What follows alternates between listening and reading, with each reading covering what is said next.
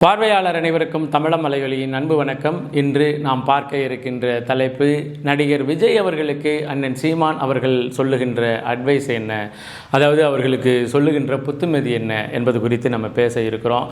அதே போல் ஒரு கட்சியினுடைய தொண்டர்களை, ஒரு கட்சியினுடைய பொறுப்பாளர்களை மனநல மருத்துவர்களை அணுகி அவர்களுக்கு தகுந்த ஆலோசனை சொல்ல வேண்டும் என்ற நிலையில் எந்த கட்சி இருக்கிறது என்பது குறித்து நம்ம பேச இருக்கிறோம். அதே போல் ஒரு சமூகத்தை குற்ற சமூகமாக மாற்றுகின்ற வேலையை ஒரு கட்சி திட்டமிட்டு நடத்தி கொண்டிருக்கின்றது அப்படின்னா அது எந்த கட்சி என்பது குறித்து நம்ம பேச இருக்கிறோம். இது மூணுமே ஒரே ஒரு கட்சியை சார்ந்தது தான், தமிழக வெற்றி கழகம் என்று சொல்லக்கூடிய டிவிகே கட்சியை சார்ந்தது தான். ஏன்னா அந்த கட்சியில் உள்ள தொண்டர்கள், அவர்களுடைய அணுகுமுறைகள் ரொம்ப ரொம்ப வித்தியாசமாக, இன்னும் சொல்லப்போனால் பொது ஒழுக்கத்திலிருந்து முற்றிலும் மாறுபட்ட நிலையில் இருக்குது அப்படின்னு சொல்லி அவங்களுக்கு ரொம்ப பரிதவிப்பெல்லாம் இருந்தது. 2 நாளைக்கு முன்னாடி நாம் பதிவு செய்த காணொலியில் கூட தஞ்சையில் ஓரளவுக்கு அமைதியாக அந்த அவருடைய வருகை அமைந்து போயிடுச்சு அப்படின்னு நம்ம பதிவு பண்ணோம். ஆனால் உண்மையிலேயே அதற்கு பிந்தைய காணொலிகளெல்லாம் பார்க்கும் பொழுது உண்மையிலேயே மனநல மருத்துவர்களை அணுகி அந்த கட்சியினுடைய தொண்டர்கள் மட்டுமல்ல, அந்த கட்சியினுடைய பொறுப்பாளர்களும் ஒரு ஆலோசனை பெற வேண்டிய நிலையில் இருக்கிறாங்க அப்படின்றத நம்மளால் புரிந்து கொள்ள முடியுது. என்னன்னா, செய்தித்தாளில் அந்த காட்சி ஊடகங்கள் எல்லாம் வந்த செய்திகளின் அடிப்படையில் அவங்க என்ன கட்டிங் போடுறான்னா, இந்த ஜெயம் ரவி படத்தில் மித்திரன் நினைக்கிறேன், அந்த படத்தில் சோம்பிகளாக மாறி அலைவாங்க இல்லையா, அதற்கு ஈக்குவலாக இந்த கூட்டத்தை சொல்கிறாங்க. அதாவது மித்திரன் படத்தினுடைய கதையை நிஜமாக்கிய தமிழக வெற்றி கழகத்தினுடைய தொண்டர்கள், தஞ்சை மாவட்டம் செங்கிப்பட்டியில் நடந்தேறிய கூத்துகள் அப்படின்னெல்லாம் போடுறானுங்க. இன்னும் சொல்ல போனால் அங்கே வந்திருக்கிற எல்லாருமே கை குழந்தையை தவிருங்க அப்படின்னு சொன்ன பிறகுமே அவங்களே பெண்களே கை குழந்தையோட வந்ததையும் காட்சிகளையமா எத்தனை முறை படித்து சொல்கிறாங்க அப்படின்னு காவலர்கள் பல பெண்களை அந்த கூட்டத்தில் அனுமதிக்காமல் திருப்பி அனுப்பி விட்டதை நம்மளால் பார்க்க முடிகிறது. அதே போல் விஜய் அவர்கள் கூட்டத்தை முடிச்சுட்டு கிளம்பி போகும் பொழுது அந்த சாலை வழியாக போன ஒரு கார் மேலே ஏறி விஜய் தொண்டர்கள் ஏறி நின்று பேலட்டில் நின்று குதித்து அது உள்ளுக்கு இருக்கிறவங்களெல்லாம் ஒரு மாதிரி பீதியாக்கின அந்த செய்திகளும் நடந்து ஏறினது.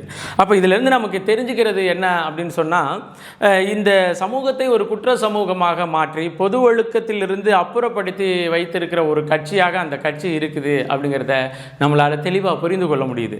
சரி, கட்சி தான் அப்படி இருக்குதா?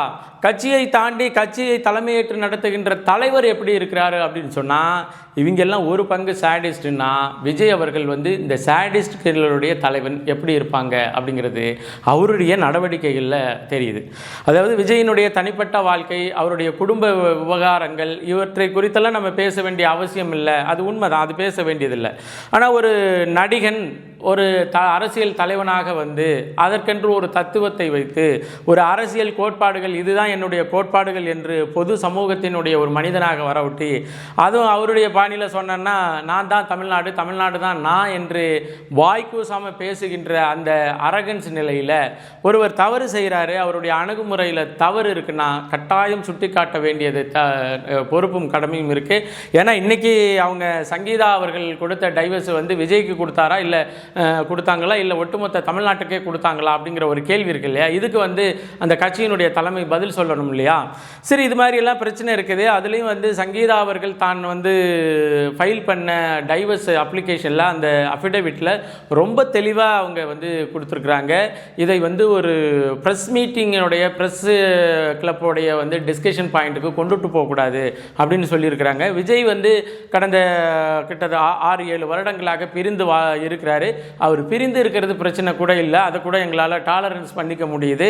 ஆனால் அவங்க மற்ற நடிகளோடு இருந்து அவர் எடுத்துக்கொண்டு இருக்கின்ற தனியார் நிகழ்ச்சிகளில், நடிப்பு என்கின்ற திரையுலகத்தை தாண்டி தனியார் நிகழ்ச்சிகளில் கலந்து கொள்ளும் பொழுது அவர்கள் எடுக்கின்ற அந்த புகைப்படங்களை பொது வெளியில் போடும் பொழுது எனக்கு மட்டுமல்ல எனது பிள்ளைகளுக்கும் அவமானமாக இருக்கிறது. இந்த அவமானத்திலிருந்து நாங்கள் விடுபட வேண்டும், இதன் அடிப்படையில் எங்களுக்கு விவாகரத்து கொடுங்கன்னு ரொம்ப தெளிவாக. ஏன்னா இதே சங்கீதா அவர்கள் நினைச்சிருந்தா, விஜய் அவர்களினுடைய மனைவி நினைச்சிருந்தா ஒரு ப்ரெஸ் கிளப்பை ஏன்னா இங்கே நிறைய இந்த பெண்களை வைத்து தலைவர்களை அவதூறு பண்ணணும் அப்படி இப்படின்னெல்லாம் இருக்கின்ற இந்த காலகட்டத்தில் உண்மையிலேயே மனைவி வந்து கணவனால் பாதிக்கப்பட்டு கணவனினுடைய நடத்தையால் பாதிக்கப்பட்ட ஒருத்தவங்க அவனை அசிங்கப்படுத்தணும், அவனை பொது வழியில் அசிங்கப்படுத்தணும்னு நினச்சிருந்தா 1000 ப்ரெஸ் கிளப்பில் சந்திச்சிருக்கலாம். இன்றைக்கி சங்கீதா சரின்னு சொன்னால் சங்கீதானுடைய வீட்டு வாசலில் போய் இன்டர்வியூ எடுத்துகிட்டு வந்து ஒளிபரப்புறதற்கு உலகத்தின் எல்லா மீடியாக்களும் தயாராக இருக்குது. ஆனால் சங்கீதா அவர்கள் இதை வந்து மீடியா மெட்டீரியலாக மாற்றக்கூடாது, இது என்னுடைய தனிப்பட்ட வாழ்க்கை சார்ந்தது, அதனால் தனிநபருடைய வரவு செலவு கணக்கு மாதிரி இதை முடிச்சுக்கணும்னு சொல்லி தான் அவங்க போய் வந்து விவாகரத்து கேட்டு இருக்காங்க. விவாகரத்து வழக்கானது நம்பர் ஆன பிறகு கோர்ட்டு ப்ரொசீடிங் வழியாக அந்த வழக்கினுடைய விவரம் வந்து வெளியில் கசிஞ்சது. அதன் பிறகு தான் இது வந்து செய்தியாக மாற்றப்பட்டது.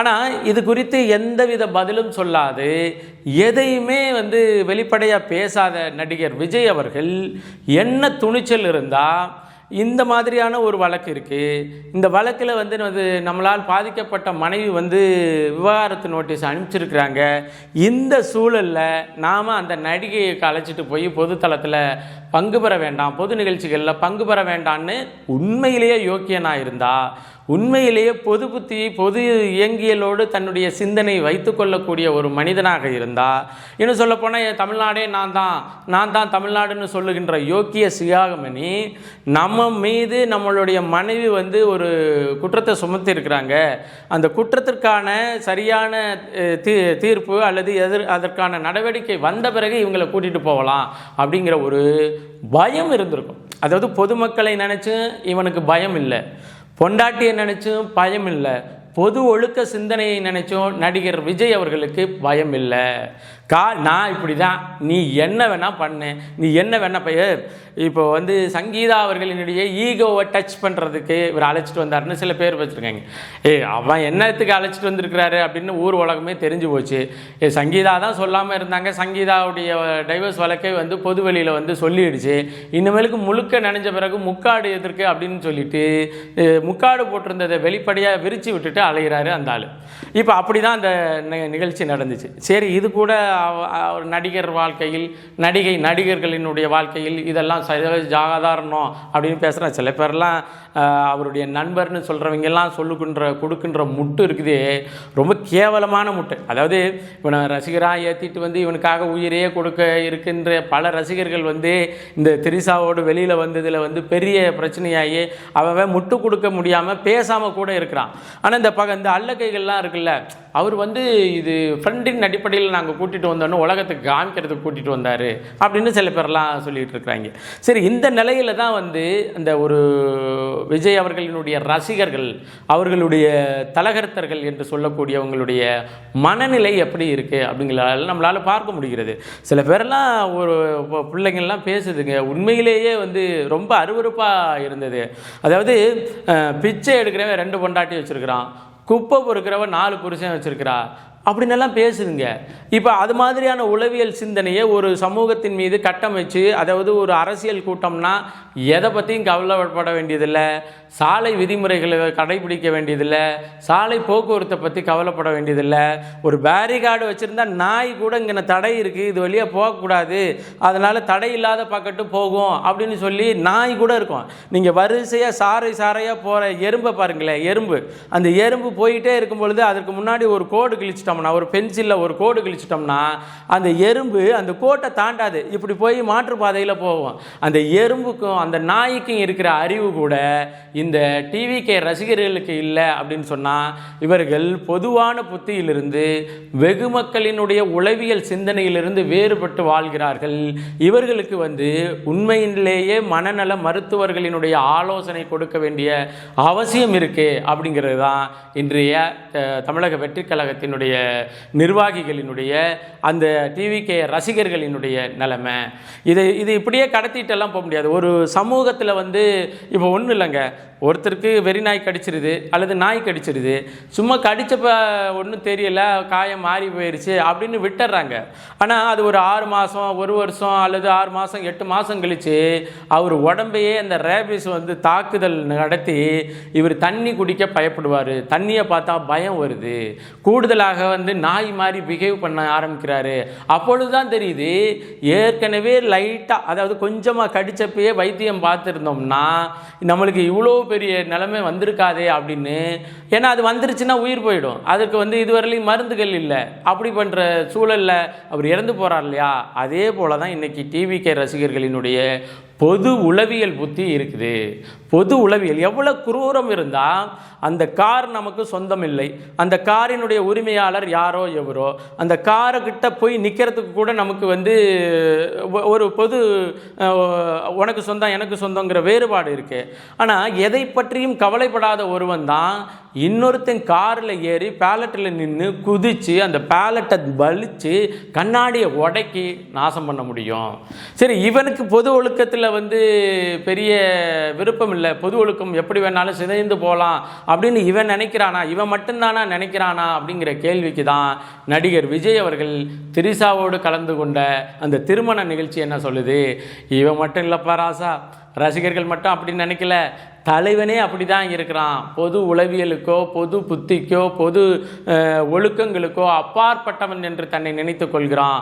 அதனால தான் இப்படிப்பட்ட ஒரு அரசியல் தலைவர் நான் தான் நாளைக்கு தமிழகத்தின் முதல்வராக போகிறேன்னு மார்த்தட்டி சொல்லக்கூடிய ஒருத்தன், அதே போல் ரசிகர்கள் எங்கே போனாலும் இந்த காட்டு மிராண்டி ரசிகர்களை கூட வச்சிருக்கிற ஒருத்தன், பொது தளத்தில் நான் எல்லாரையும் அழைச்சிட்டு ஓடணும்னு சொல்கிற ஒருத்தன், அதே போல் மனைவியினுடைய வழக்கு நிலுவையில் இருக்கே அப்படிங்கிற வருத்தத்தில் இருந்தான்னா ஒருத்தன், நம்ம பிள்ளைங்க இருக்குது, நம்ம பெத்த பிள்ளை, நம்ம பெத்த பிள்ளை வந்து விவரம் தெரிகிற வயசில் இருக்குது, நம்ம பெத்த பொண்ணு விவரம் தெரிகிற வயசில் இருக்குது, இந்த நம்ம 2 பேரும் சேர்ந்து போய் பொது ஒழுக்கத்துக்கு எதிராக நிற்கிற இந்த செயல்பாடுகளை பார்த்தா நம்ம பிள்ளைகளுடைய மனசு என்னவா இருக்கும், நம்ம பெற்றவங்களுடைய மனசு என்னவா இருக்கும் அப்படின்னு எதை பற்றியும் கவலைப்படாத ஒரு 1ஆம் நம்பர் சேடிஸ்டால் மட்டும்தான் இது போல் நடந்து கொள்ள முடியும் அப்படிங்கிறது. இந்த நிலையில் தான் அண்ணன் சீமான் அவர்களை வந்து செய்தியாளர்கள் இன்றைக்கி சந்தித்ததில் ரொம்ப தெளிவாக ரொம்ப பக்குவமாக அண்ணன் வந்து இந்த நடிகர் விஜய் அவர்களுக்கு வந்து அறிவுரை வழங்கியிருக்கிறாரு. என்ன வழங்கியிருக்கிறாரு அப்படின்னு சொன்னால், ஒரு மனிதன் பொது ஒழுக்கத்திற்கு மாறாக செயல்பட முடியாது, பொது ஒழுக்கத்தோடு தான் செயல்பட வேண்டிய அவசியம் இருக்குது. நம்ம மேலே ஒரு குறையும் நம்ம மேலே ஒரு குற்றமும் வந்துருச்சுன்னா அந்த குற்றத்திற்கான பதிலை நாம் பதில் சொல்ல வேண்டியது இருக்குது. அதை வந்து கடத்தி விட்டெல்லாம் போக முடியாது. ஒரு தவறு இருக்கு, அந்த தவறு இருந்துச்சுன்னா அது உண்மையிலேயே தவறு என்று அறிகின்ற நேரத்தில் அந்த தவறின் மீது தாங்கள் எவ்வளவு வந்து தன்னை திருத்திக் கொள்ள முடியுமோ, தன்னை சரி செய்து கொள்ள முடியுமோ அதை செய்து கொள்ள வேண்டும். அந்த தவறை கடந்து போகிறதுனால எந்த பயனும் இல்லை. அதனால் தம்பி விஜய் அவர்கள் தன் பக்கத்து உள்ள தவறை சரி செய்ய வேண்டிய பொறுப்பும் கடமையும் இருக்குது அப்படின்னு அண்ணன் சீமான் அவர்கள் பதிவு பண்ணியிருக்கிறாங்க. அதே போல் விஜய் ரசிகர்களினுடைய அந்த போக்கு, இப்போ ஒரு பொண்ணு வந்து விஜயனா உனக்கு சங்கீதா அவர்கள் டைவர்ஸ் கொடுத்தா சரி நான் உன்னை கல்யாணம் பண்ணிக்கிறேன் அப்படின்னு சொல்கிறதும், இன்னொரு பொண்ணு வந்து விஜய்க்கு வந்து நாங்கள் தங்கச்சியாவா அக்காவா ஏன் பொண்டாட்டியாக கூட இருந்துட்டு போகிறோம் அப்படின்னு சொல்கிற இன்னொரு பொண்ணையும், அதே போல் கூட்டுறவன் 2 பொண்டாட்டி குப்பை பொறுக்கிறவன் 4 பொண்டாட்டி வச்சுருக்கிறான்னு சொல்கிற இன்னொரு பெண்ணையும் வைத்துக்கொண்டு ஒரு ஒட்டுமொத்த சமூகத்தில் பெண் சமூகத்தை நம்ம தவறாக பார்க்கக்கூடாது. ஆனால் இவர்கள் இவர்கள் செய்கின்ற இந்த வேலையால் ஒட்டுமொத்த சமூகத்தையும் பெண் சமூகத்தையும் தவறான பார்க்கின்ற பார்வை என்று பொதுமக்கள் உளவியல்ல வந்துவிடுமோ என்கின்ற பயம் இருக்கே அப்படின்னு அண்ணன் சீமான் அவர்கள் வந்து ரொம்ப தெளிவாக தன்னுடைய பதிலை சொல்லியிருக்கிறார். இதைவிட ஒரு அரசியல் தலைவனால் ஒரு பொது ஒழுக்கத்தை மீறி நடக்கின்ற இதே வந்து விஜய் அவர்களை பழிவாங்க வேண்டும் என்ற அரசியல் யுக்தி இருந்திருந்தால் இதெல்லாம் ஒரு பெரிய ப்ரொபகண்டாவாக எடுத்துக்கிட்டு பேசிக்கிட்டு இருக்கலாம். ஆனால் இங்கே நாம் தமிழர் கட்சி பிள்ளைகள் ஒருபொழுதும் அதை ஒரு பெரிய அரசியல் யுக்தியாக நம்ம கையாளல. ஏன்னா விஜயை பொறுத்தவரையிலையும் செல்ஃப் சூசைடு தான். அவரை பொறுத்தவரையிலையும் தன்னுடைய இமேஜ்னு சொல்லக்கூடிய தன்னுடைய அந்த கதாபாத்திரத்தை தானே சரித்து கொள்வார். இப்போ ஒன்றும் இல்லைங்க, விஜய் நடந்து கொண்டது மாதிரி விஜய் நடிக்கிற ஒரு படத்தில் விஜயோட கேரக்டர் இருந்துச்சுன்னா அந்த படத்தை ஓட விடுவாங்களா? அந்த படத்திலிருந்து விஜயை ஓட விட்டு அடிப்பாங்களா? ஒரு கதாநாயகன் தன்னுடைய மனைவி இருக்கும் பொழுது இன்னொரு தீயை வச்சிருக்கிறதும், அந்த அந்த கதாநாயகி அந்த ரோலை வச்சிருக்கிறதும், அந்த ரோல் வந்து தான் பிள்ளைக்கு தன்னுடைய சமூகத்திற்கு எல்லாம் எதிராக இருக்குங்கிற நிறையும் அந்த உறவை பாதுகாத்து அலைவதும், அதை வந்து பொது தளத்தில் பொது இடங்களில் அரங்கேற்றுவதும் இப்படி நடந்துச்சுன்னா விஜய் அவர்களுடைய திரைப்படம் ஓடுமா? இப்படி நடந்த கதையை கொண்டு போய் விஜய் படத்தில் நடிக்க வச்சு விஜயை நடிக்க வச்சா அந்த திரைப்படம் ஓடுமா? ஓடாது. ஆனால் நம்ம அந்த நடிக்கிற திரைப்படமே ஒரு கற்பனை கதைக்கு கூட ஓடாதுன்னு நினைக்கிற ஒரு கதை வடிவத்தை எடுத்துகிட்டு வந்து தன்னுடைய நிஜ வாழ்க்கையில் கொண்டுட்டு வந்து வெளிப்படுத்தி கொண்டு தன்னை தமிழகத்தினுடைய முதல்வராக மாற்ற வேண்டும் என்ற கனவுல ஒருத்தர் அலைகிறார்னா உண்மையிலேயே அவருக்கு பரிசோதனையும் அவருக்கு தகுந்த ஆலோசனையும் அரசியல் பொது ஒழுக்க ஆலோசனையும் தேவைப்படுகிறது. தயவு செய்து அவரு கூட இருக்கிறவங்க, நெருக்கமாக இருக்கிறவங்க இதை அவர்கிட்ட சொல்லி, அந்த பொறுப்பாளர்களோடு நெருக்கமாக இருக்கிறவங்க அந்த பொறுப்பாளர்களுக்கு சொல்லி, விஜய் ரசிகர்களை தன்னுடைய பிள்ளைகளாக, தன்னுடைய தம்பிகளாக, தன்னுடைய அண்ணன்களாக வைத்திருக்கிற உறவு முறையினர் தயவு செய்து அவர்களுக்கு தகுந்த ஆலோசனையை சொல்ல வேண்டும் என்பதை பதிவு செய்து மீண்டும் ஒரு காணொளி பதிவில் இணைவோம். நன்றி, வணக்கம்.